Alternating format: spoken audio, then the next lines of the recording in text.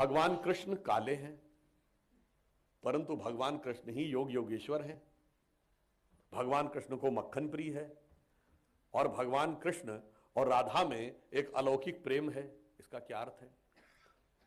जब हम ध्यान लगाते हैं तो हमारी आंखों के सामने क्या होता है? काला रंग। तो ध्यान की वह अवस्था शुरू होती है कृष्ण से। हमारा मन क्या है? एक दूध की तरह है, जिसे हम पानी से कनेक्ट कर दें तो दूध और पानी मिलकर सब खत्म हो जाता है। परंतु जब आप ध्यान लगाते हैं, दूध को स्थिर कर लीजिए, जब सेटल हो जाता है तो दही बन जाता है, और दही को जब मथ दीजिए तो मक्खन निकलता है, नवनीत निकलता है। अब मक्खन को पानी में डाल दीजिए, वो नहीं मिलता है।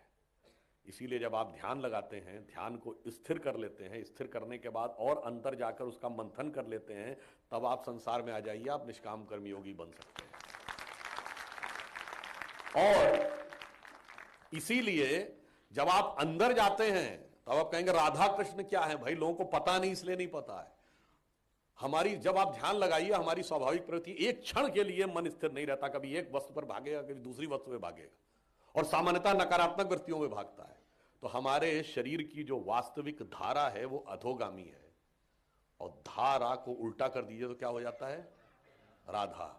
यह राधा और कृष्ण का संगम है, जो कि ध्यान की चरम अवस्था को दर्शाता है। और कृष्ण से होकर नवनीत मिलता है। तो जो बिहारी जी एक हिंदी के बहुत प्रसिद्ध कवि हुए, उन्होंने क्या कहा है, जो ध्यान की अवस्था को भी दर्शाता है, या अनुरागी चित्त की गति समुझे नहीं कोय, ज्यो ज्यो डूबे श्याम रंग त्यों त्यों उज्ज्वल होए।